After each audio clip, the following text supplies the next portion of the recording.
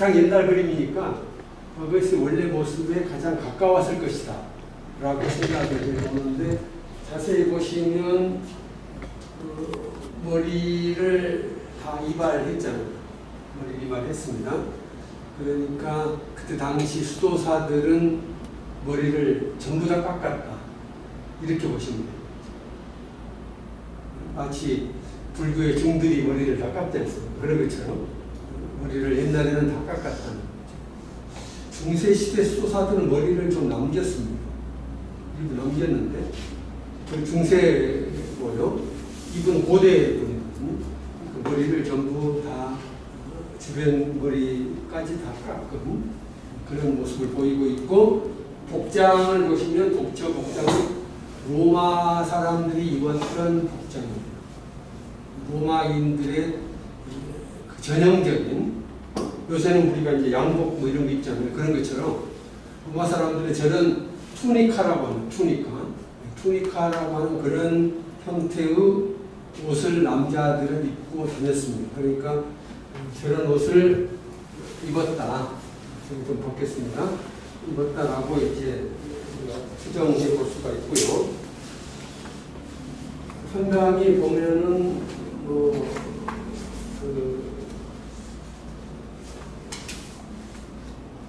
멋을 부린 옷차림이 아니잖아요.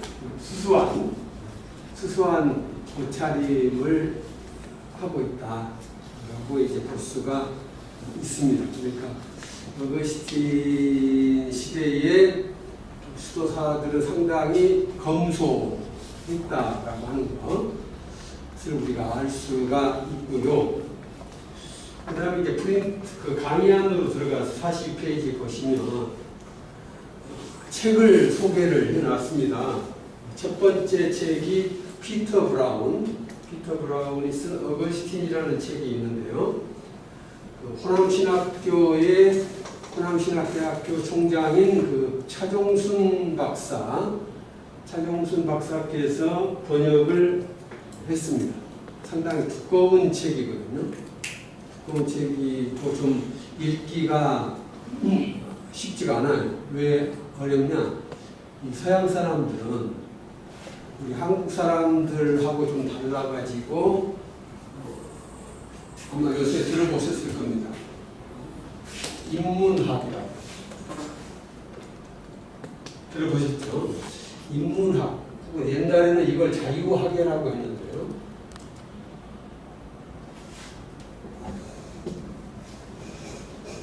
서양 사람들은 기본적으로 신학을 하기 전에 인문학 내지는 자유학계를 공부를 많이 해요. 피터 브라운은 그 중에서도 특출난 사람이거든요. 그러니까 이 피터 브라운의 책을 보려면 상당히 어려움을 느낍니다. 왜냐하면 우리들은 인문학이라든지 자유학에 대한 공부를 전혀 안 했다고 볼 수는 없겠지만은 좀 아무래도 우리 한국은 부족해요. 그런 상황에서 저런 책을 보려면 상당히 부담이 되는 건 사실입니다. 그래서 두껍고 좀 어렵게 느껴지는 책이 첫 번째 책이고요. 내용은 참 좋은 내용이거든요. 가장 그것에 대해서 가장 잘 쓴 책이다 이렇게 평가를 받고 있는 책인데, 두 번째 책이 제목은 좀 상당히 멋있는 제목이죠. 시간과 영혼. 감신대 명예교수입니다. 이분은 감리교신학대학 명예교수. 상당히 나보다 나이가 더 많아요. 나이가 많은 분인데 이분이 아마 박사학위 논문인 것 같습니다. 박사학위 논문인 것 같은데, 이 시간과 영혼이란 책이 조금 여러분에게 쉽게 느껴질 거예요. 한국 사람이 썼기 때문에. 그래서 이 책의 뒤쪽에 보시면 어거스틴의 그 생애에 대하여 간략하게 요약을 해 놓았습니다. 그래서 선은영 교수 이분이 쓴 책을 참고하셔도 되고요. 김광채 교수, 저는 책이 없느냐 이렇게 말씀하실 텐데, 저는 대한 책을 번역은 많이 했습니다. 번역은 많이 했는데 책은 많이 못 쓰고 딱 2권 썼어요. 하나는 어거스트의 어머니 모니카. 책 제목이 이렇습니다. 믿음의 여인 모니카. 믿음의 여인 모니카. 그런 제목으로 제가 책을 썼어요. 아무래도 저는 우리가 예수를 믿을 때 이제 모태신앙도 있고 모태신앙이 아닌 분도 있지만 본인이 어머니의 신앙의 영향을 받는 분들이 꽤 있어요. 꽤 있습니다. 그래서 저도 개인적으로 이제 어머니 영향을 많이 받았거든요. 그래가지고 제 어머니도 제가 기억을 하면서 믿음의 여인 모니카, 믿음의 여인 모니카라는 책을 써서 어거스틴이 젊었을 때, 어렸을 때부터 어떻게 생활을 해왔고, 그래서 어머니의 믿음을 유산으로 받았는데, 그런데 이제 방탕한 생활로 갔지 않습니까? 그랬다가 다시 돌아오는 과정을 어머니 모니카를 중심으로 해서 책을 하나 썼고요. 그 다음에 또 한 가지 책이 뭐냐면은 청년 어거스틴. 저는 나이가 좀 많은 사람인데 70이 넘었으니까 나이가 많은 사람인데 청년이 좋아요. 그래서 이제 청년 어거스틴 그런 책을 썼습니다. 그러니까 혹시 관심이 있으신 분들은 한번 찾아보시기를 바라고요. 그러면 이제 이름을 그 다음에 이제 써놨는데 다시 이 페이지 보시면 이름 아우렐리우스 아우구스티누스 이렇게 됩니다. 아우렐리우스가 성이에요. 그러니까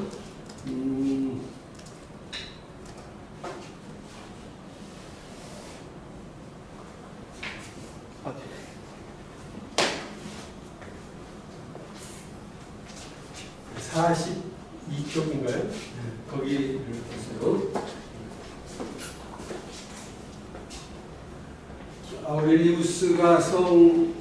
그러니까 미국 사람이나 요새 유럽 사람들의 성이 뒤에 나오는데 로마 사람들의 성이 앞에 나와요.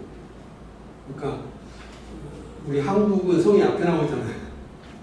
동양 사람들은. 서양 사람들은 요새 이제 뒤에 나오는데 지금 로마 시대 사람들은 성이 앞에 나온다. 아우렐리우스가 성이에요. 아우구스티누스. 그러니까 아우렐리우스라고 하는 것은 자기 성이고 가문 이름이고 아우구스티누스가 자기 이름인데 아우구스티누스 이름의 뜻을 보면은 여러분들이 이제 성경에서 아우구스도 황제가 나오거든요. 누가복음 2장에 보시면 예수님이 아우구스투스 황제 때 태어나신다. 그 말이 나옵니다. 그러니까 아우구스투스 황제 때 태어나셨는데 이때가 로마 제국이 가장 평화롭고 가장 번영했던 때였어요. 아우구스투스 황제 때가. 이 이름이 이 뜻이 뭐냐면은 존엄자 그런 뜻이죠.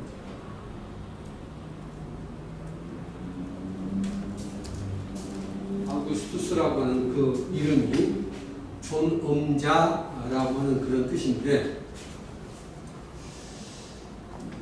그러니까 로마 사람들은 이 아우구스투스 황제를 굉장히 존경했겠죠.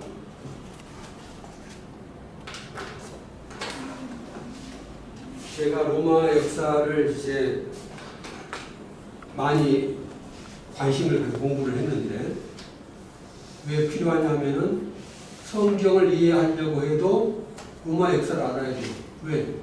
예수님이 로마 시대에 태어났고, 그렇죠?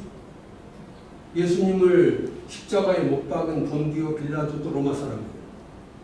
그리고 바울도 가장 중요한 서신이 로마서다. 로마 제국이라고 하는 나라를 이해를 해야만 성경을 이해하는 것도 굉장히 중요하단 말이에요.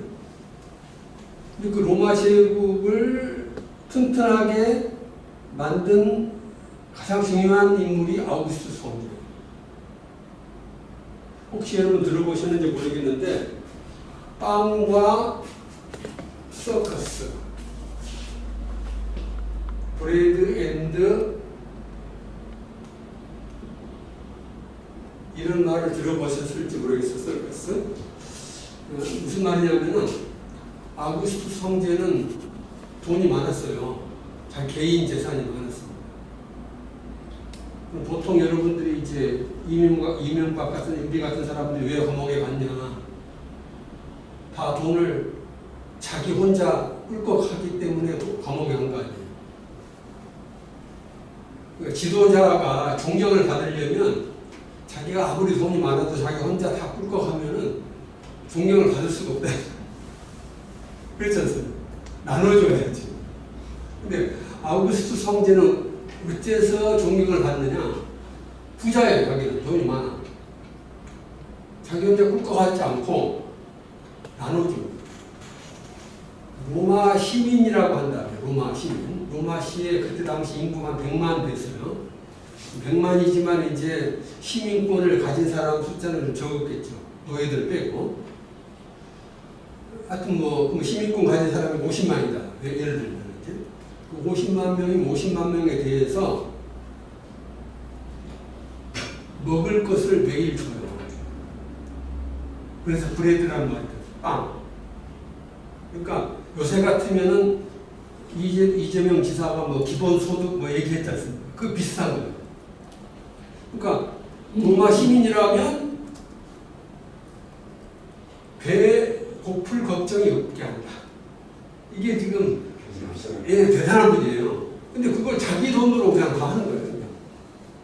그러니까 뭐 인기가 그냥 엄청날 거 아닙니까? 그러니까 아니 우리 황제님은 자기 혼자 다 먹지 않고 백성들에게 나눠준다. 그러니까 이 백성들이 좋아할 수밖에 없죠. 그런데 사람은 예수님 말씀에 그거 있지 않습니까? 사람은 떡으로만 사는 것이 아니에요. 빵만 배만 꼭 부르다고 사람이 살 수 있는 게 아니거든요. 우리 이제 크리스찬들이 영적이니까 하나님 말씀으로 사는데 그때 당시 로마 사람들은 영적이 아니지 않습니까? 예수를 안 믿는 사람들이니까 배는 부르는데 그 다음에 영적이 아니니까 뭘로 소위를 하냐 이거예요. 그래서 만든 게 원형극장입니다. 이게 서커스가라는 말이 요새 서커스를 말하는 게 아니고 원형극장을 얘기해요. 그러니까 이 아우구스투스 황제는 원형극장을 많이 만들어가지고 백성들한테 놀이문화를 보급한대요. 재밌는 연극이라든지 경기라든지 이런 걸 이제 이벤트를 많이 여는 거예요. 행사를. 백성들이 재밌는 거예요. 배도 부른 데다가 재밌는 행사가 계속 있으니까. 그러니까 로마 시민들은 아우구스투스 황제를 존경할 수밖에 없었다. 라고 하는 거죠. 그래서 이름을 존엄자라고 하는 이름을 붙여줬다. 아주 위대한 분이다, 훌륭한 분이다라는 그런 뜻이죠. 존귀하고 아주 엄숙하다 뭐 이런 뜻인데 아주 훌륭하다 이런 얘기거든요. 그런 별명을 아우구스투스 황제에게 백성들이 붙여준다. 어거스틴은 이 아우구스투스 황제의 이름을 따는 겁니다. 아버지가. 그래서 아우구스티누스가 됐는데 아우구스티누스. 그러니까 아우구스투스는 존엄자고 아우구스티누스는 비슷하죠. 비슷한 조금 다릅니다. 그렇지만 무슨 말이냐? 끝에 이 티누스가 붙으면 뭐가 되냐면은 작다는 뜻입니다. 작다. 축소 명사, 축소 문법에서는 이걸 축소명사, 축소명사. 축소명사.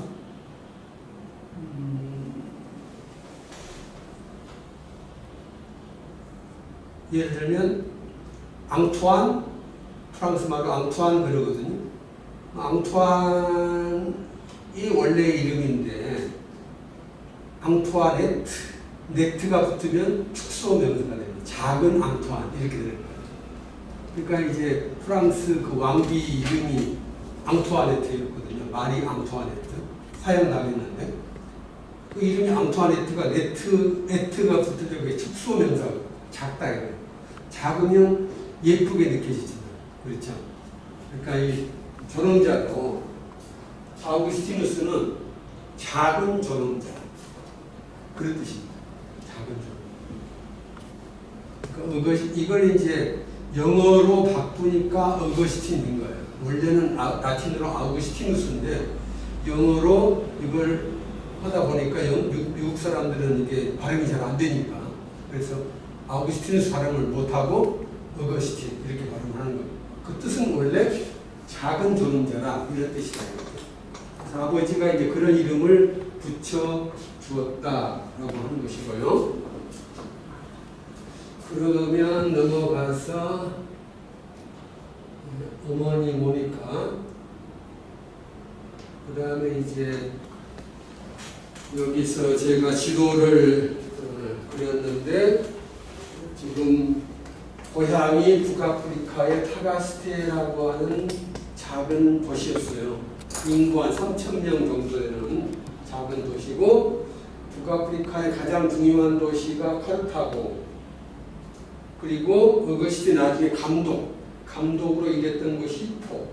고향이 타가스테, 북아프리카 가장 중요한 도시가 카르타고 어거스틴 나중에 감독으로 일했던 곳이 히포.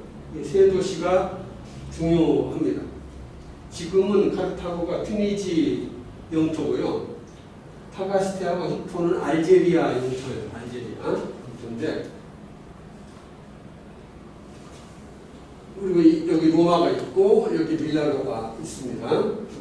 그래서 이 북아프리카의 타가스테에서 출생을 했는데 354년도에 3,000명 정도 고대.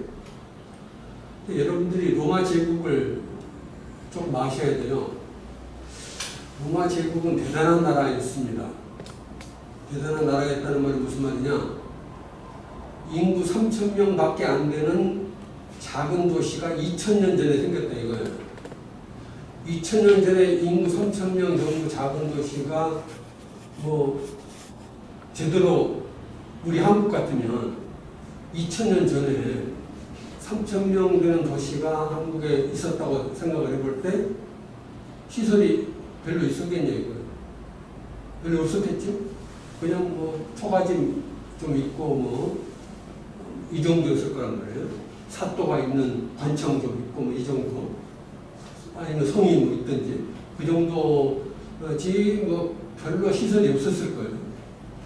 그런데 이 타가시테는 2,000년 전에 세워진 그 도시인데 작은 도시지만 대단한 도시였습니다. 어땠느냐? 우선 상수도와 하수도가 있었어요. 이게 상상이 안 되거든요. 한 2,000년 전에 작은 3,000명밖에 안 되는 작은 도시에 상수도가 있고 하수도가 있다. 이게 네.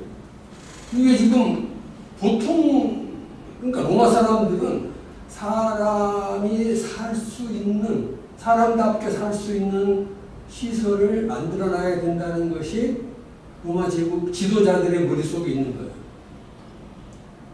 보통 지도자들 자기 집만 우리 한국 같으면 자기 집은 대궐처럼 만들어 놓고 백성들이 어떻게 살든지 말든지 우리는 모른다고 이게 우리 한국 같으면 그랬을 한국보다는 뭐 중국도 마찬가지였을 거라고요.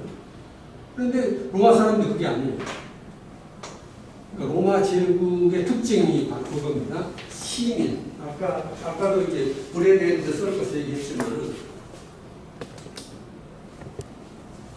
시민을 굉장히 중요하게 봤어요. 시민. 아우구스투스 황제는 자기를 백성들은 자기를 존엄자라고 했지만 자기를 뭐라고 하냐면 자기는 제일 시민이다.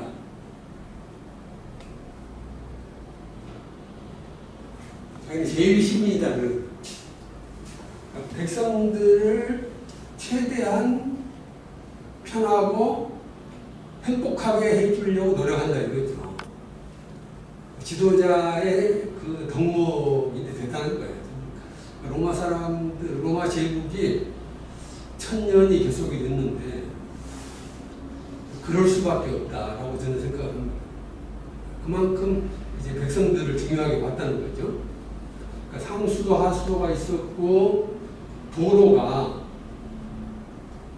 주도로가 있을 거 아닙니까? 주도로. 주도로는 포장도로예요. 요새같이 아스팔트가 없으니까 돌로 포장을 하는데 마차가 양쪽으로 충분히 교행을 할 수 있도록 넓이가 확보가 됩니다. 그러니까 차도가 있고 인도가 있어요. 차도가 있고 인도가 있는데 그 차도가 보면은 폭이 마차가 두 대가 서로 부딪히지 않고 잘 교행할 수 있도록 그런 도로가 되어 있었다 이거죠. 대단한 거예요. 그 시대에. 그리고 인도도 도로 있었겠네요. 예? 인도도 도로 있었겠네요. 예. 차도 말고 사람 다니는 것도 있고. 거기다가 공중 목욕탕. 그러니까 공중 목욕탕이 사람 위생적으로 살아야 한다 이거예요. 우리 같으면은 이제 우물에서 떠다가 집에서 뭐 바라에다가 이제 물 떠놓고 이제 뭐 해수가 아니니까 용역을. 근데 거기는 그게 아니에요. 그 옛날 2000년 전에 벌써 공중 목욕탕을 큰 거를 지어놓고 거기에 그냥 목욕탕이 아니라 온탕, 냉탕, 열탕 세 가지가 있었어요. 아니 그냥 목욕탕이 아니라 열탕, 온탕, 냉탕까지 다 갖춰놨다니까요. 그 작은 도시에 30명. 대단한. 그리고 요금을 받을 거 아닙니까? 요금이 얼마냐? 요새 돈으로 계산해 보니까 3,000원도 안 돼요. 요새 사우나 관장이도 최소한 6,000~7,000원 줘야 되잖아요. 그렇죠? 3,000원이면 뭐 이건 완전히 뭐 그냥 공짜나 마찬가지. 냉탕, 열탕, 온탕까지 다 이용할 수 있으니까. 그런 시설이 갖추어져 있는 도시였다는 거예요. 참 로마 사람들은 대단하다고 저는 봅니다. 그 옛날에 그런 도시에서 이제 태어났고, 뭐 근데 타가스트 보니까 로마 제국 전체에 많은 도시들이 다 그렇게 되어 있으니까요. 그래서 거기서 초등학교를 다닙니다. 초등학교를 다니고, 그러니까 또 초등학교도 또 생각해보세요. 우리나라가 초등학교, 중학교, 고등학교를 일반 시민들한테 다닐 수 있도록 언제부터 했냐 이거예요. 나라에서, 국가에서. 그렇지 않습니까? 그러니까 우리 한국은 나라에서 헌신이 별로 없으니까 학교를 국립대학교나 국립학교나 공립학교가 별로 없고 사립학교가 많잖아요. 여기 계신 대학은 사립학교예요. 종합중학교에서 해봤는데 사립학교입니다. 그러니까 나라에서 그만큼 투자를 안 했다는 얘기죠, 한국은.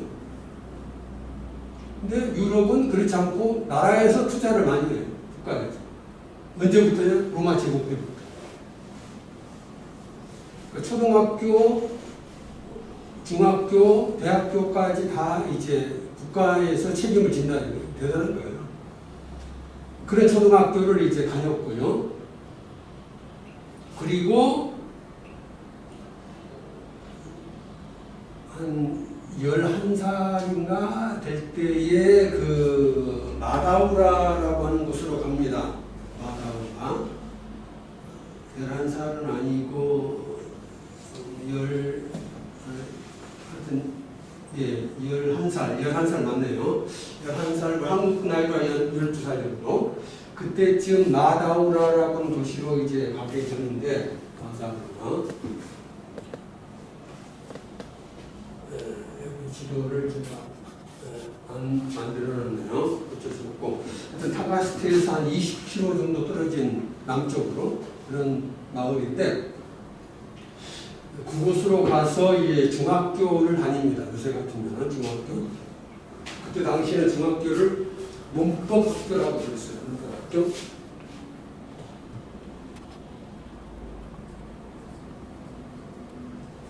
왜 문법학교라고 이름을 학교 이름을 붙이느냐? 말을 할 때 그 문법을 대단히 중요하게 봤습니다. 그쪽 사람들. 저는 중학교 때 문법을 배웠는데 아주 간략하게 배웠거든요. 한국말 문법을 선생님이 너무 간략하게 했기 때문에 학교에서 배운 문법 가지고는 별로 우리 한국말 문법을 공부를 제대로 못했다 이거죠. 저도 공부를 좀 잘하는 편인데도 그게 선생님들이 안 가르쳐주니까 시간은 있긴 있어요. 있긴 있었지만 한 시간 있었지만 별로 그렇게 중요하게 안 봤어요. 근데 유럽 사람들은 로마 사람들은 그게 아니고 문법을 대단히 중요하게 봐요. 그래서 라틴어를 제가 이제 공부를 좀 해가지고 라틴어 책도 내고 그런 사람인데 라틴어가 세계 여러 나라 언어 중에서 가장 문법이 확실한 언어입니다. 그러니까 그것을 라틴어를 공부를 하면은 사람이 어떻게 되느냐 논리적으로 사고를 할 수 있게 돼요. 논리적 사고. 논리적 사고를 한다는 게 굉장히 중요하거든요. 제가 강의를 하지만은 이 말했다 저 말했다가 자꾸 이게 무슨 말인지 하는지 잘 모르게 강의를 하면 힘들잖아요. 들으시는 분들이. 설교도 마찬가지. 설교도 목사님이 무슨 이 말을 왜 이 말했다고 왜 저 말을 하느냐 이게 앞뒤가 안 맞을 때가 많거든요. 정확하게 말을 안 할 때가 많아요. 우리 한국 사람들. 왜 그러냐? 그 문제가 뭐냐? 문법을 제대로 공부를 안 하기 때문에 그런 이유가 있거든요. 그런데 이 로마 사람들은 대단히 이 문법을 중요하게 봤습니다. 그래서 어거스틴도 이제 나중에 수사학을 공부하게 되는데 그 말을 잘하는 사람이 되는 그 기본이 뭐냐면은 문법 공부를 철저히 했다는 거예요.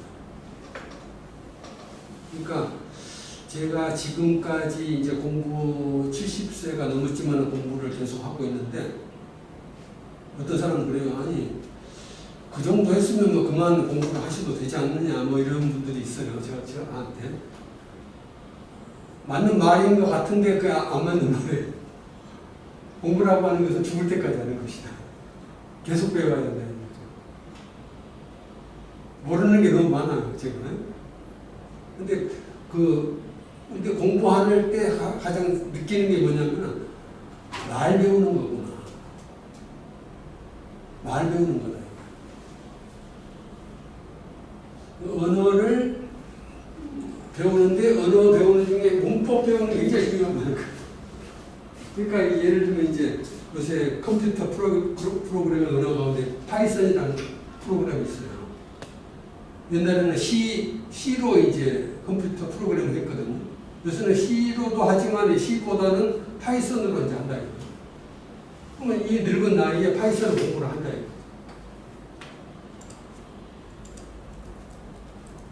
아니, 그러니까 문법을 공부한다는 거예요. 그 말이 문법을 공부한다는 거예요.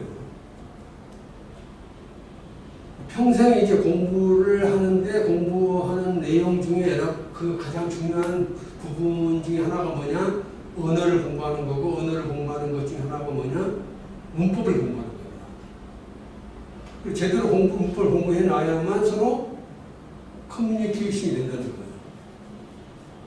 그러니까 이제 여러분들도 이제 젊은 사람들 있고 나이 든 분도 계시는데 나이 든 사람들이 배척을 받는 이유가 뭐냐면 젊은 사람들 말을 못 알아들어요.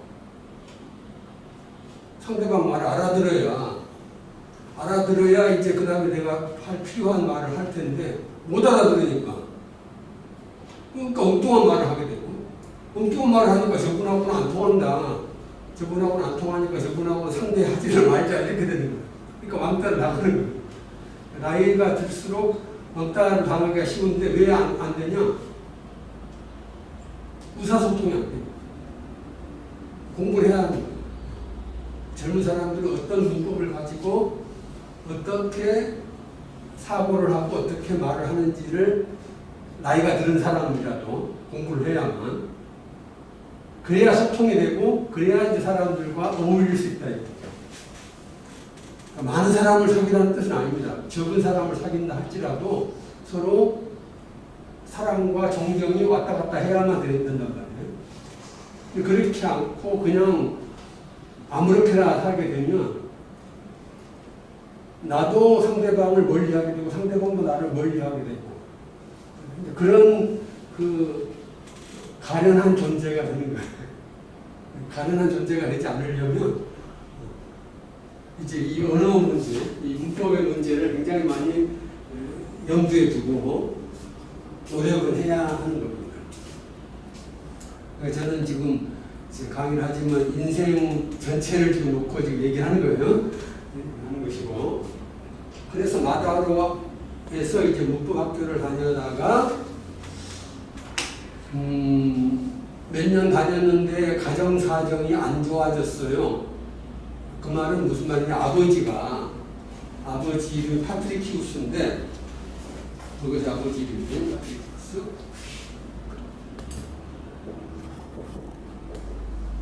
파트리키우스가 방탕했습니다. 아버지가. 그러니까 어머니 속을 좀 많이 썩인 거죠. 모니카가 그러니까 위대하다는 게 뭐냐면은 남편이 경제 문제에서 부인을 충분히 편안하게 못 해준다는 거. 남자가 여러분은 이제 다 목사님 이제 남자들이잖아요. 남자의 할 일이 뭐냐? 강집사님 마찬가지고 자기 가족을 먹여 살려야 해요. 이게 제일 중요한 남자의 할 일.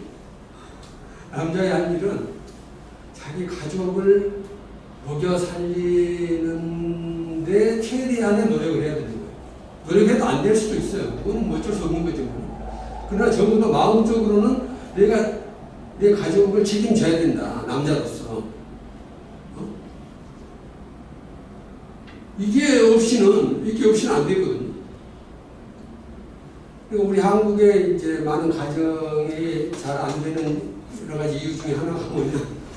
남자가 남자로서를 제대로 못하는 건데, 이 경제적인 문제에서 부인을 힘들게 하는 거. 이 파트리키우스가 그랬다는 거.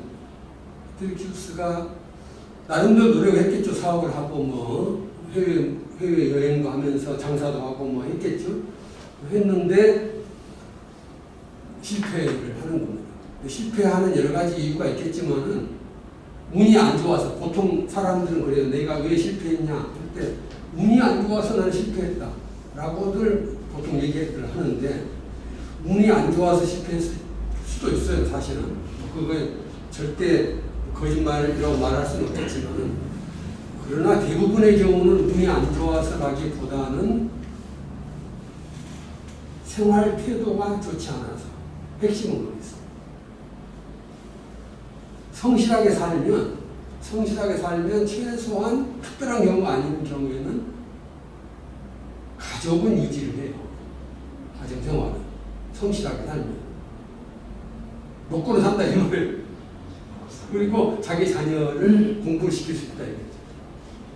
아버지 입장에서 아들을 귀한 아들인데 그 아들을 공부를 시키지를 돈이 없어서 못한다. 이건 무능한 아버지 아니죠. 그렇죠? 근데 지금 그것이 아버지가 이제 그렇게 된 겁니다. 아들이 참 대단히 똑똑한 아들이에요. 어거스틴이. 똑똑한 아들을 줬는데 공부를 시켜야 되는데 돈이 없어서 공부를 못 시킨다 이거죠. 그래서 이제 1년 동안 쉬게 되는 거예요.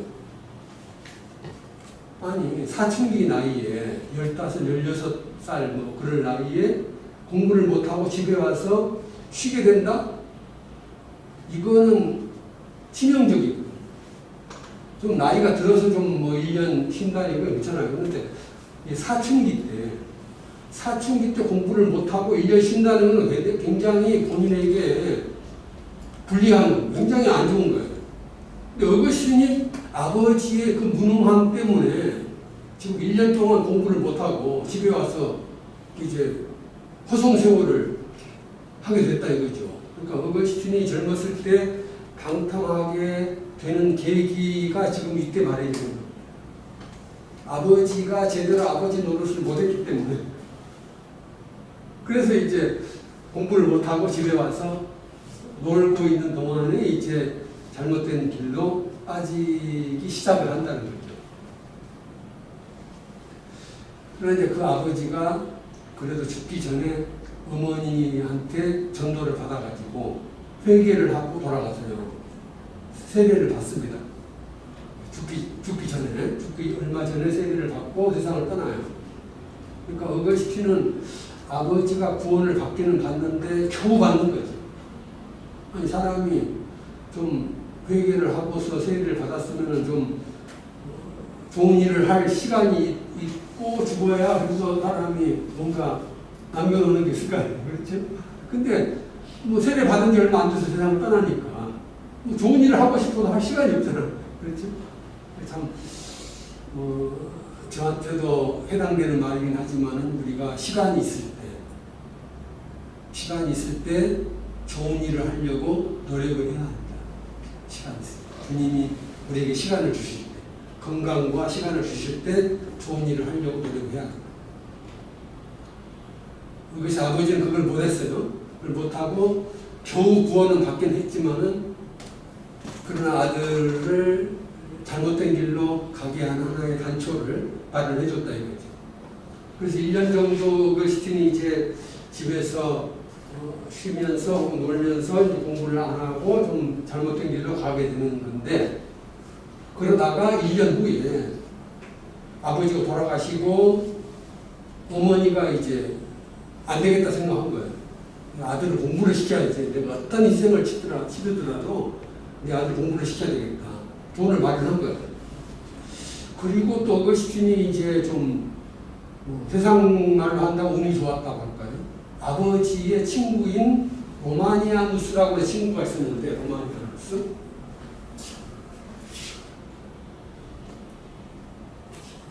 로마니아누스입니다. 로마니아누스라는 친구가 아버지 친구가 있었는데 그분이 장학금을 주기로 한 거예요. 이 친구 아들이 참 똑똑하다 생각한 거죠. 그러니까 얘를 좀 키워야 되겠다. 부자였어요. 로마니아누스 부자였는데요. 그래서 이 사람이 장학금을 주고 어머니가 돈을 좀 학비를 마련하고 그래가지고 아까 얘기한 그 카르타고 유학을 가게 됩니다. 카르타고 그때 당시 북아프리카에서 가장 중요한 도시였다고 아까 말씀을 드렸어요. 카르타고에서 이제 유학을 하게 되는데 거기서 배운 그 학교가 어떤 학교냐? 수사학교.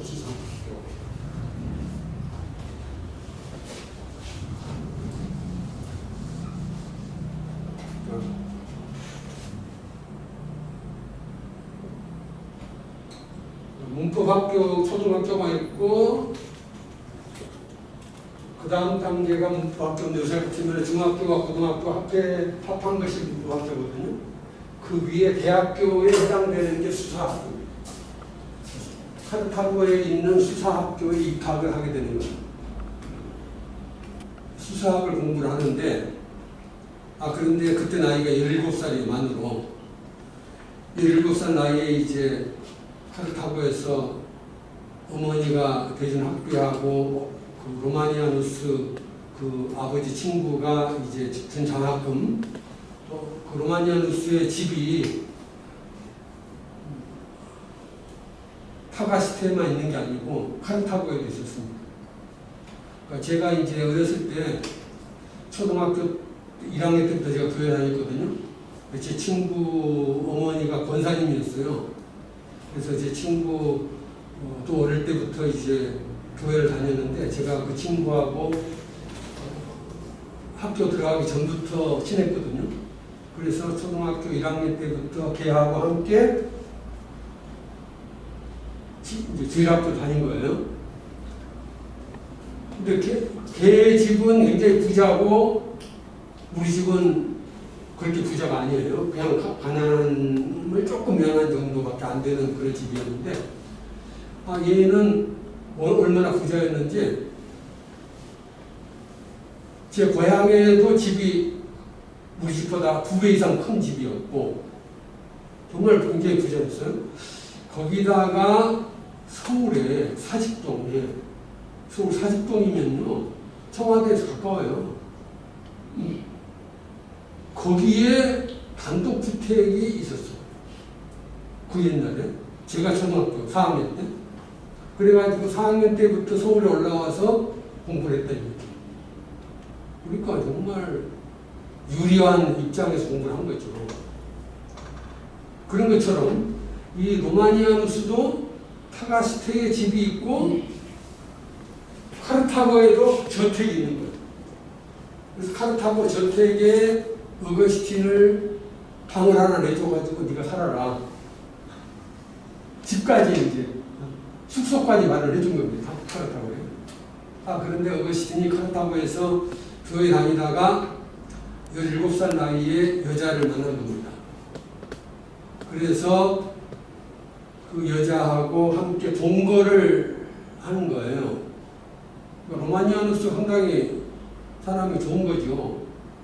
동거녀까지 데려와 자기 집에 살으라고 한 거니까. 그렇죠.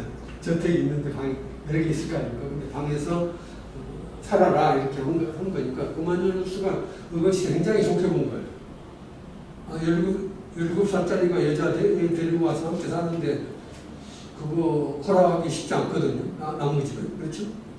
근데 그거 허락했습니다. 그래서 이제 그 동거녀하고 함께 살면서 아들을 어거스틴이 낳아요. 18살 나이에. 그 아들 이름이 아데오다투스.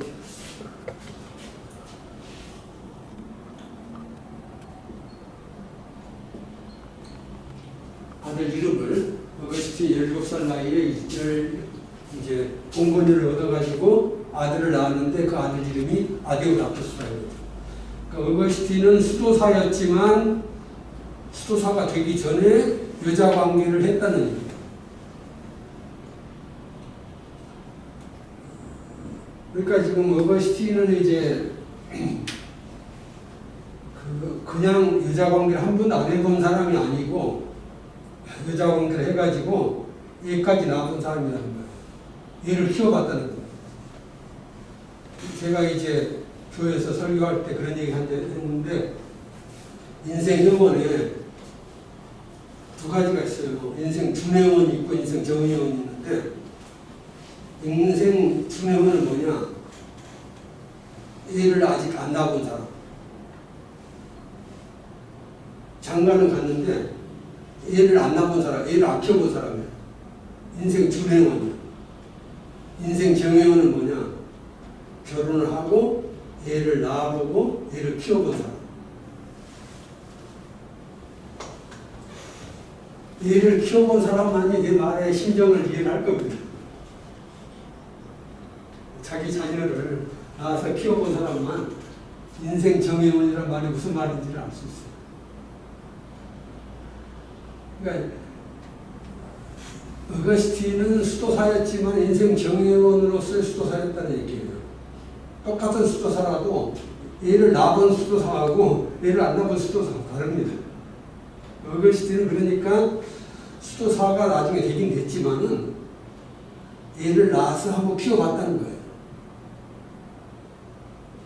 그게 지금 그 사람을 이해하는 데 굉장히 중요한 거예요. 남을 이해하는 데. 내가 한번 경험을 해봐야 목회자의 가장 중요한 덕목이 뭐냐? 다른 사람 마음을 헤아릴 줄 아는 거. 목사님이 아무리 말을 잘하고요, 다른 거 아무리 훌륭하다고 해도 성도들 마음을 헤아리지 못하면 그것은 목회자의 자격이 없는 거예요. 목회자의 가장 중요한 덕목, 성도님들의 마음을 헤아릴 줄 아는 것. 그분들이 어떤 고민을 갖고 어떤 어려움이 있고 어떤 소원을 갖고 있느냐, 마음의 소원이 있느냐를 목회자는 알아야 한다 이런 거예요. 그러니까 저는 신학을 공부했지만 저는 독일에서 신학 공부할 때 교회 봉사를 많이 했어요. 한인교회에 10년간 내가 섬겼습니다. 거기서 뭐 사례금 안 받았어요. 사례금이 나오든 안 나오든 상관없다 이거. 내가 주의 종인데 주의 종으로서 신학을 하는 사람은 교회를 섬겨야 된다. 설교도 하고 신방도 하고 뭐 성도들하고 다 어울렸습니다. 그러니까 목회를 하지 않고서 신학만 한다 이거는 안 되는 거예요. 목회는 경험이 있어야 돼요. 근데 목회라고 하는 게 뭐냐? 아시는 대로 성도들의 마음을 잘 헤아릴 줄 아는 그 베이스에서 출발하는 거예요. 그걸 못하고 그냥 나는 책만 많이 읽었다. 머릿속에 이론적인 건 많다. 소용이 없다. 그러니까 어거스틴은 위대한 신학자인데 위대한 신학자이면서 동시에 뭐였느냐? 목회자였다는 거예요. 굉장히 중요한 거예요. 목회자로서 신학을 한 겁니다. 목회자는 어떤 사람이어야 되느냐? 성도의 마음을 헤아릴 줄 아는 사람. 그러니까 이 수도사였는데 지금 인생 정회원으로, 순회원이 아니고 정회원으로서 했다. 자녀를 낳아서 키워봤다는 거예요. 근데 그 여자가 정식 결혼한 여자가 아니었다는 겁니다. 이제 여기에 이제 문제가 있는 거예요.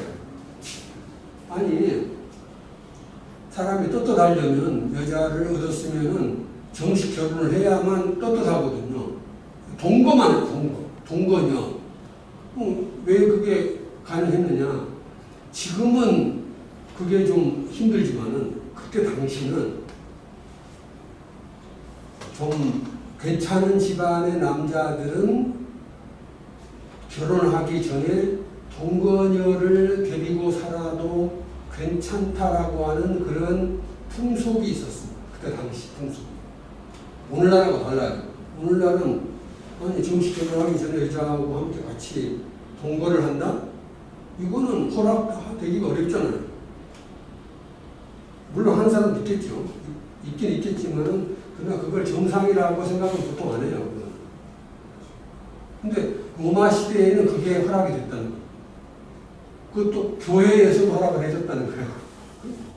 일반 사회에서 다 하니까 교회도 그냥 뭐 그런 사람이 그런 신자들 가운데 동거를 하는 그런 남자 신도가 있다 할지라도 교회에서 그런 남자 신도에 대해서 뭐 특별히 책벌을 하지 않았다는 거예요. 내버려 뒀어요.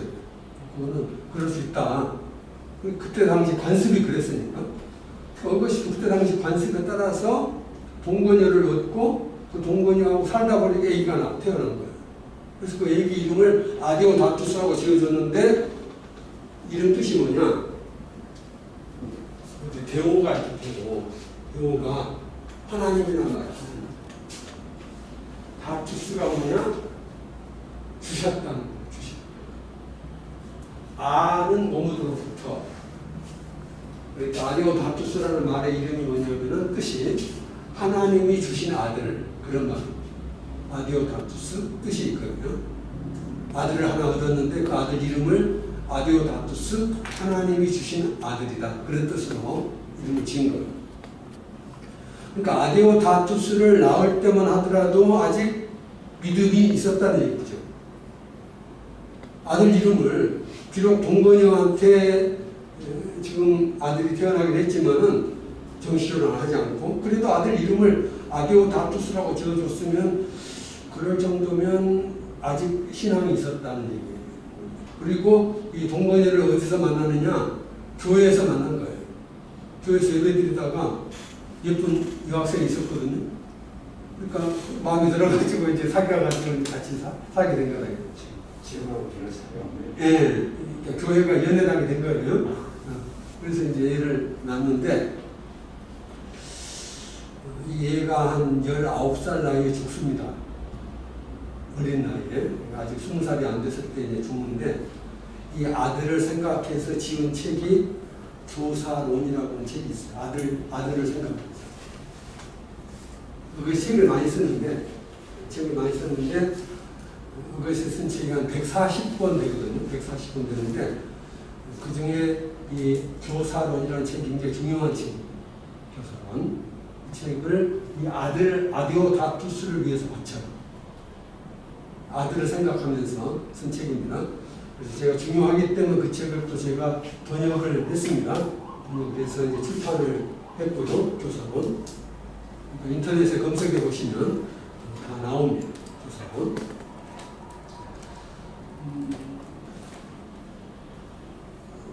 교사론에 대한 이야기는 좀 이따가 더 내용은 얘기하도록 하고 일단 그래서 아디오다투스를 낳고 이제 공부를 계속 하는 거예요. 수학 공부를 계속 하는데 19살 나이에 책을 하나 보게 됩니다. 여러분들도 이제 공부를 하시다가 어떤 책을 만나게 되는데 뭐 책을 여러 번 보셨겠죠. 여러 번 보셨을 텐데 어떤 책은 그냥 뭐 조금 보다가 던져버리고 어떤 책은 좋긴 좋은데 뭐 읽어봤어요. 그렇지만은 그냥 그렇게까지 감동은 많이 못 받고 첨부는 하지만 그런 책이 대부분일 것이고요. 그런데 어떤 책은 정말로 좋은 책으로 느껴져가지고 이 책은 내가 항상 옆에 놔둬야 성경책 말고는 이 책이 좋다. 이런 책이 있을 수 있어요. 많은 책이 있지만은 이 책은 성경책보다는 못하지만 성경책 그 다음으로는 좋다. 이런 책이 있을 수 있거든요. 어거스틴이 바로 그런 책을 만나게 됩니다. 그 책 이름이 강의 안에 아마 나올 텐데 호르텐시우스라고 하는 책이에요. 호르텐시우스. 19살에 읽습니다. 호르텐시우스의 체험이라고 되는데요. 사람 이름인데 책 이름이 된 거예요. 호르텐시우스가 원래 사람 이름인데 그 사람 이름을 가지고 책 이름이 또 된 겁니다. 그 책을 이제 19살 나이에 보게 되는 거예요. 왜 이 책이 중요하냐? 여러분이 이제 힘이 약간 드시겠지만 조금만 하다가 휴식을 하겠어요. 우리가 공부를 하는 목적이 뭐냐? 여러분은 이제 이 교단에 들어오시기 위하여 공부를 하시고 또 이 공부가 끝난 다음에는 왜 공부를 또 하시느냐? 내가 사람다운 좀 사람이 되고 목회자로서 좀 성공적인 목회자가 되기 위해서 공부를 한다. 뭐 이런 어떤 목표가 있을 거 아닙니까? 그것이 공부를 하는데 목적이 있었어요. 공부의 목적이. 무슨 목적이냐? 성공이라고 하는 목적. 성공. 우리가 유튜브에도 여러분 요새 저는 이제 유튜브를 좀 보는데요. 유튜브를 보시면은 많이 나오는 키워드 중에 하나가 뭐냐면 성공이에요.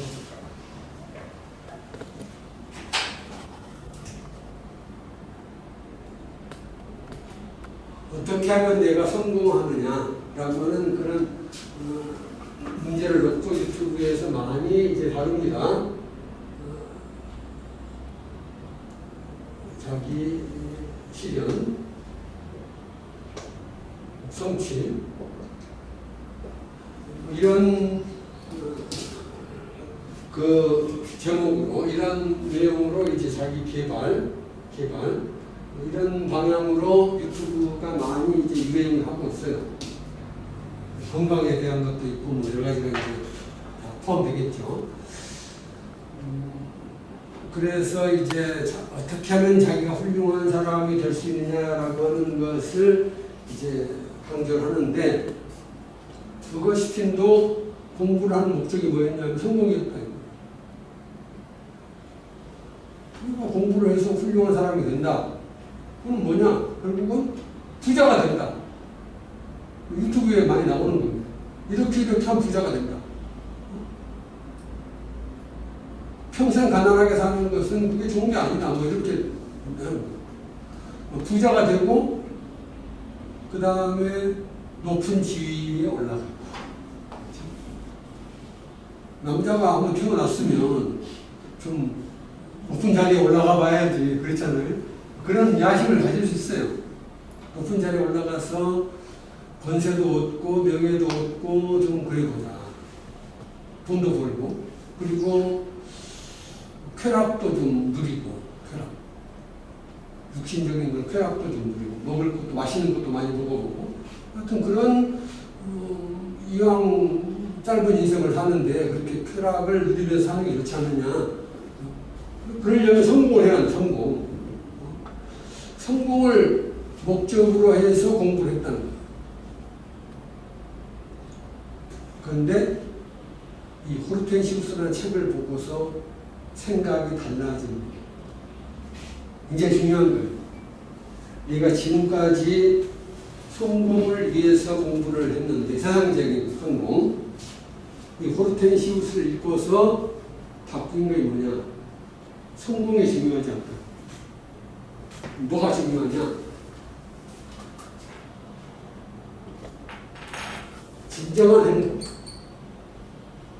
그러니까 지금 많은 사람들은 물질적으로, 세상적으로 성공하면 행복하다라고 생각하는데, 진정한 행복을 얻으려면은 지혜를 얻어야 된다. 이 생각을 이 책을 통해서 하게 됩니다. 지금까지는 행복을 위해서는 돈을 많이 벌고 높은 자리에 올라가고 권력을 가지고 명예를 얻고 이런 것이 행복이라고 생각을 했는데, 이 호르텐시우스라는 책을 읽고서 참된 행복이라고 하는 것은 그런 것이 아니고 지혜를 얻는 데 있다 라고 하는 생각을 처음으로 하게 됩니다.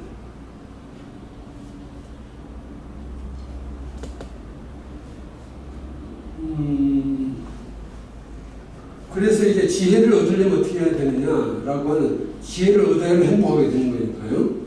지혜가 뭐냐를 이제 생각을 하는데, 그 지혜를 얻기 위해서 해야 될 일이 두 가지로 이제 읽어지는 거예요. 거기에 이제 보시면 피케로라는 이름이 나오는데요. 피케로. 이 호르텐시우스를 쓴 사람 이름이 피케로라고 하는 철학자입니다. 피케로. 그러면 그게 있는지 모르겠는데 한번 보여주십시오. 이 사람 피케로, 로마의 위대한 수사학자이면서 철학자이면서 정치가였습니다. 대단한 분이에요. 로마의 위대한 수사학자, 철학자, 정치가였던 사람 피케로. 피케로 정도는 여러분이 이름을 알아두시는 것이 상식적으로 필요하다고 얘기합니다. 이 사람이 쓴 책이 많은데요. 굉장히 많은데 그 중에 하나가 바로 이 호르텐시우스라는 책이에요. 어떤 내용인지 간략하게 소개를 해드릴게요. 아까 이제 어거스틴 전공이 수사학이라고 그랬지 않습니까? 대학교에 들어가서 이제 수사학을 공부한 건데, 수사학이란 뭐냐? 말을 잘하는 거다 이거죠. 그래서 여러분들한테 이제 수사학의 핵심 내용을 제가 간략하게 말씀을 드리겠습니다.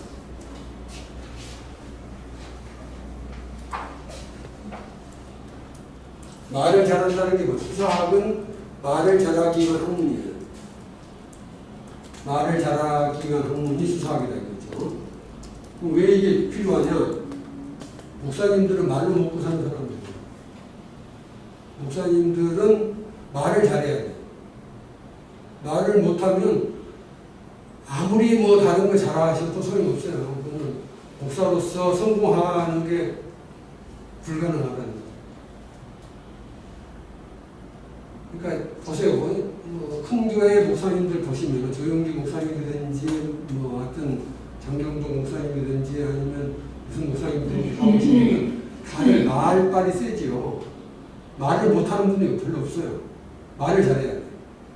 수사학이란 뭐냐? 바로 말을 어떻게 하면 잘하느냐 이거거든요. 말을 잘하는 사람의 첫 번째 특징. 이게 피케로가 말하는 겁니다. 피케로는 수사학자로서 얘기하는 거예요. 실제로. 말을 잘하는 사람은 독해 라틴어를 그냥 쓰겠습니다. 한국말을 말해주세요. 가르치다, 가르치기. 말을 잘하는 사람의 특징은 잘 가르친다는 겁니다. 잘 가르친다는 말은 무슨 말이냐? 그 사람 말을 들으면 유익하다는 거예요. 목사님 설교를 들었다 이거예요. 성도님들이 목사님 설교를 들어보니까 참 유익하다 이겁니다. 그 소리가 아니고 목사님 설교는 들으면 들을수록 내게 도움이 된다는 거예요. 내 삶에 도움이 안 되는 설교를 아무리 해봤자 성도들이 좋아할 리가 없죠. 그렇지 않습니까? 그러니까 잘 가르친다는 말은 무슨 말이냐? 이 독해 가르친다는 말인데요. 잘 가르친다는 말은 유익한 말을 해준다는 거예요. 유익한 말. 요새 식으로 말하면 좋은 정보를 많이 제공해준다. 이게 잘 가르치는 것의 핵심 내용입니다. 좋은 정보예요.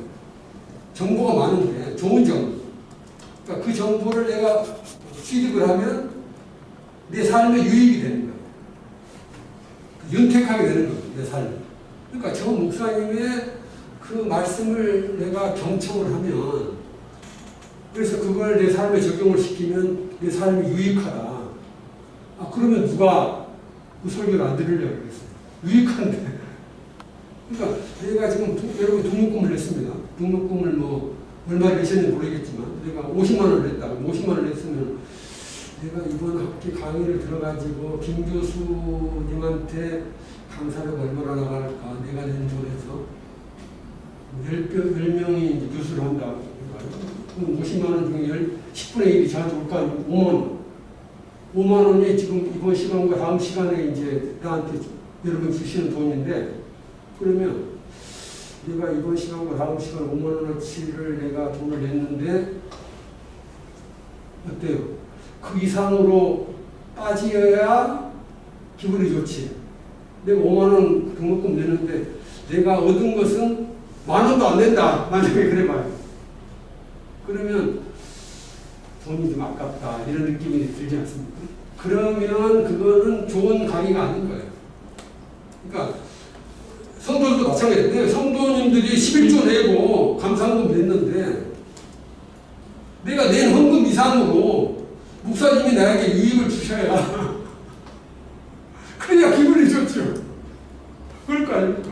근데 목사님 설교 들으니까 별로 도움이 안 됐어요. 그러면은 이게 내게 좀 아깝다는 느낌이 들 거예요. 내가 차라리 딴 데다가 헌금할 거예요.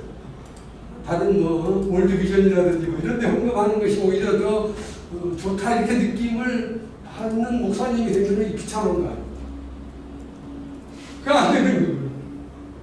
그러니까 첫 번째 그분에게 가르침을 받는데 그 가르침이 내게 유익하다. 도움이 된다. 이게 지금 굉장히 중요해요. 피케로가 비록 목회자는 아니었죠. 저 사람은 철학자고 정치가인데 말을 잘하려면 첫 번째가 잘 가르쳐야 돼요. 좋은 정보를 유익한 말을 해줘야 된다. 이게 첫 번째. 말을 잘하는 사람이 특징. 유익한 말을 많이 한다는 거예요. 두 번째. 델렉탈.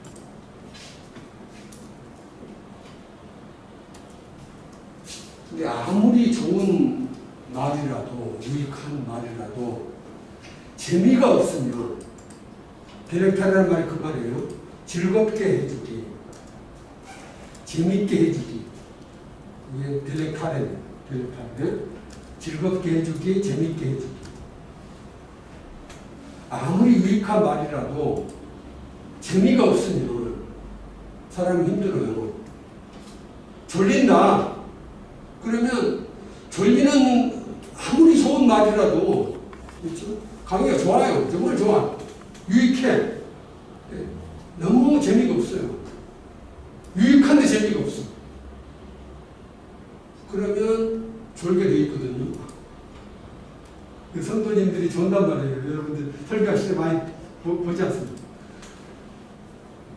그거는 여러분의 그 설교가 유익할 수도 있지만은 핵심은 재미, 즐거움. 이게 없다. 그러니까 장경동 목사가 왜 인기가 있냐. 그분은 유익한지 아닌지는 모르겠어요. 하여튼 제가 느낄 때는 그분은 정말 재밌다. 유익하가 재밌다. 그렇죠? 네, 재밌거든요. 그러니까 사람이라고 하는 게 아무리 유익한 말을 많이 할 수 있다 할지라도 재미있게 또 말할 줄 알아야 돼. 참 쉬운 게 아니죠. 재미있게 말할 수 있다. 그 두 번째가 이제 되게 세 번째가 더 중요합니다. 왜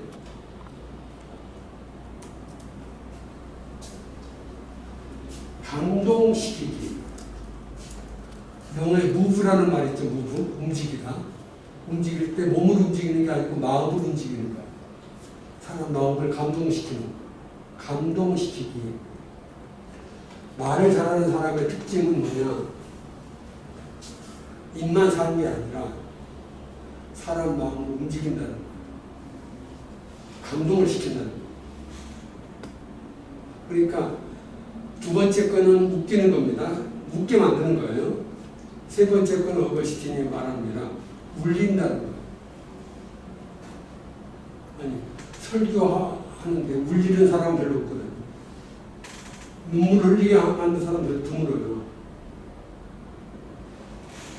웃기는 사람은 있는데, 웃기는 목사님은 있는데, 울리는 목사님은 별로 없어요. 울게 만드는 거예요. 모베일의 세 번째, 감동시키기 뭐냐? 울린다는 사람은 울려요. 예를 들어줄게요. 어거스틴이 이제 어느 날 설교하러 가서 다른 마을로 갔어요. 근데 그 마을은 정월 대보름만 되면은 다른 마을하고 돌싸움을 하는 거예요. 돌싸움. 그래서 서로 크리스찬들인데 상대방하고 돌싸움 이제 내기를 해가지고 돌을 던져서 상대방을 머리를 깨트리고 막 이렇게 피를 흘리게 하고 그래서 이기면은 기분이 좋은 그런 행사를 1년에 한 번씩 했다 이거. 그런 마을에 간 겁니다. 그런 마을에 가서 어거스틴 설교를 했어요. 근데 그 참 유감스럽게 그 설교문 내용은 남아있지 않은데 결과만 나옵니다. 얼마나 설교를 어거스틴 잘했든지 성도님들이 눈물을 흘렸답니다. 왜 설교를 듣고 눈물을 흘리고서는 그 다음에 어땠느냐? 그 다음부터는 돌싸움을 하지 않아요. 그러니까 마음을 감동시킨다는 말은 보통 우리가 성령의 뭐 은사를 받았다 뭐 이렇게 막 하시는 분이 많은데 중요한 것은 행동의 변화를 일으키는 거예요. 이게 중요해요. 도박을 하던 사람은 그 설교를 듣고 도박을 끊었다. 설교를 듣고 도박을 해 지금까지 도박에 중독이 됐어요.